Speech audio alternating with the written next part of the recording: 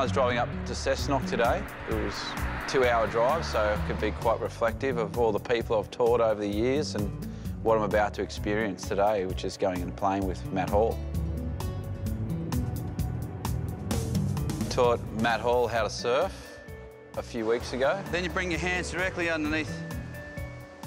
He basically said he enjoyed it so much he wanted to take me up, show me his sport. So he knows how much I love surfing, and he really digs his flying, loves it.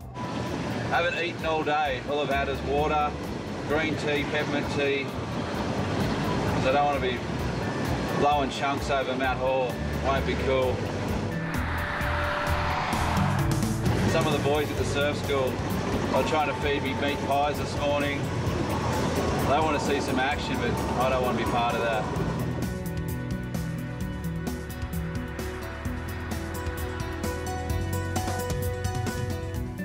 So he invited me up here, and it was a big privilege to come up here and hang out with a freak like that. This place, no way. Whoa, Matty. Hello, mate. How's this place? Yeah, it's wow. Different at the beach, isn't it? Yeah, the concrete floors. Yeah. 2 beautiful planes. Yeah, this is the one we're going to be going for a ride in. Excellent. So, yeah, you can, or if you want, you can take the single-seater if you want to have a go at it, but... Hanging out with Matt Hall's great. He's a great guy. He's really cool to hang out with because he's passionate about his sport, which is flying, and I'm passionate about surfing, so we can relate. We'll take this one. This is this is the 2-seater. We'll take flying.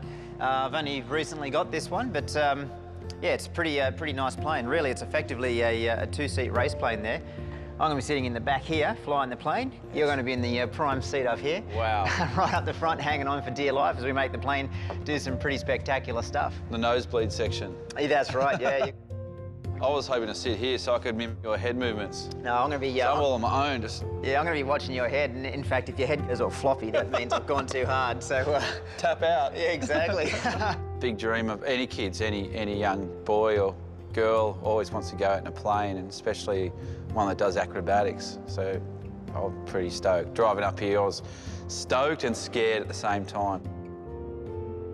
Expectations for me today was kind of almost have none, because I don't know what was going to happen, you know? Hello, up, yeah, land, yeah. Okay. Just see what happened.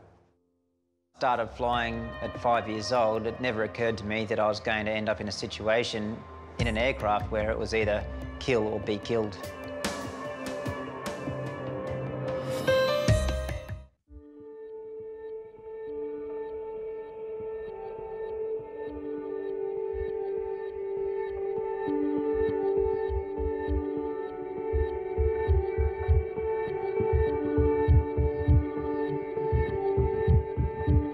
I started flying from a very young age, basically when I was probably 3 or 4. I don't really recall the age. Flying with my father, towing gliders in the Hunter Valley. I remember the first solo I did in a glider, and it was pretty special that, you know, I remember being towed up, and the person towing me up was my father. And we were attached by a rope, and he towed me up, and then I released the rope to then go and fly away on my own. And normally the tug plane peels off and goes back down, lands, and then lo and behold, my dad just pops up next to me, and he's looking at me, and it's like, wow, here we are, we're in separate aircrafts. It's the first time we'd ever been airborne, you know, together, but in separate aircraft. So yeah, it was pretty special. I've always wondered why I got into aviation, and I wasn't sure whether it was because I was hanging around an airfield or whether it was just in my blood. What I do know is that right from a very young age, it was very clear to me that I was going to be a pilot. There was never any doubt in my mind. In fact, it was clearer to me that I was going to be a pilot than I was going to drive a car. When I was leaving school, I was wondering how I was going to fund being a pilot. And the Air Force, initially, I was told that it probably wasn't for me. I was not for the Air Force wasn't for me. Yeah, a few things occurred in my life, and then I decided, you know what, I'd rather have a shot at it. So rather than listening to everyone else tell me I can't be an Air Force pilot, I thought I'll have a go myself, and as it turned out, it was the best thing in my life I've ever done.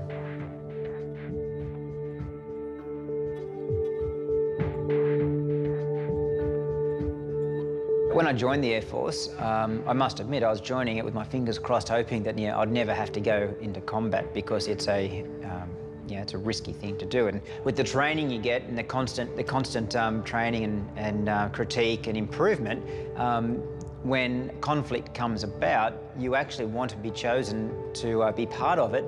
Not so much that you want to be in a war, shooting and killing. It's because you feel that you're well trained and your government has elected to go and do something, and you feel that you're the person now to represent Australia and do it to the best of your ability. So when conflict came my way, I actually had my hand up in the air going, yep, pick me.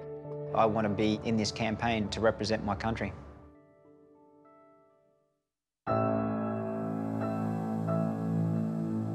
There was one point where I actually was scared. I really don't get scared in aircraft, because you're just doing your job. And even when you have a missile locked on you, you're not scared at the time. You're just doing what you have to defeat that weapon.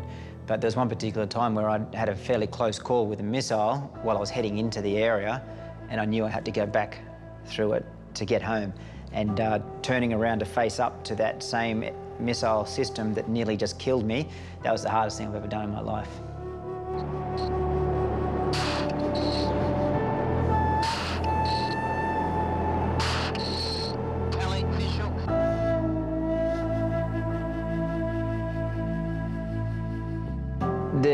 The fact I lost some friends, that was pretty harsh. To be in a different country, in the middle of nowhere, no family around, and then to find out that two of your mates didn't check in and they're not coming back. It was pretty hard, especially that you've got to go out there in 6 hours. It's my turn. You're going out there in exactly the same area to keep doing it, and it requires a lot of personal grunt to get that happening.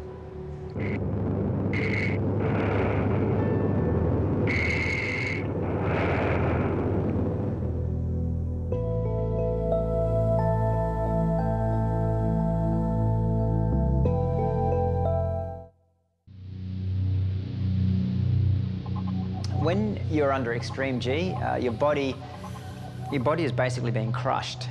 So physically, it can hurt because you've got everything on your body gets multiplied by the amount of G. So at 12 G, my 4-kilo head is about 50 kilos being supported by my neck. So things like that can hurt. Other than that, the blood is actually being drained out of your head, so you can lose consciousness as well quite easily.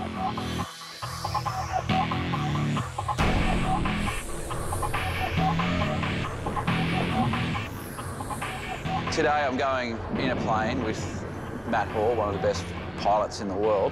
So that's cool, it's like, hey, I'm in safe hands, but then puts me in a fire suit.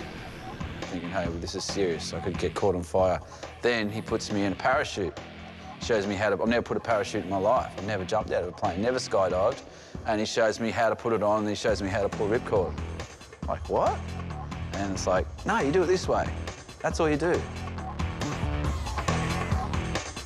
And then Matt shows me how to pull the hood on, and if we do have an accident, he's something wrong with him, how to open the hood. I'm like. So Matty, what's the tips when we're going through the heavy Gs? Fight harder, just try and stay conscious, work hard. Tense the stomach, tense the legs, and just don't let me win. Fight back. Oh, you're an evil boy.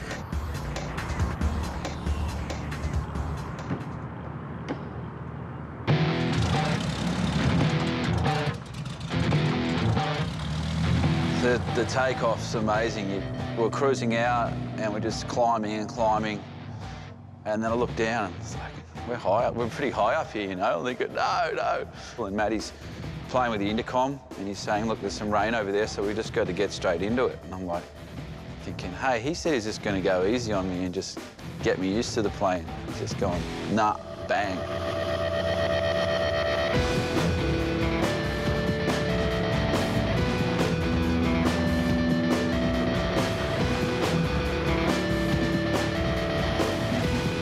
And sure, it's like my head just left my body. I was just like this little brain up there, and it wasn't me.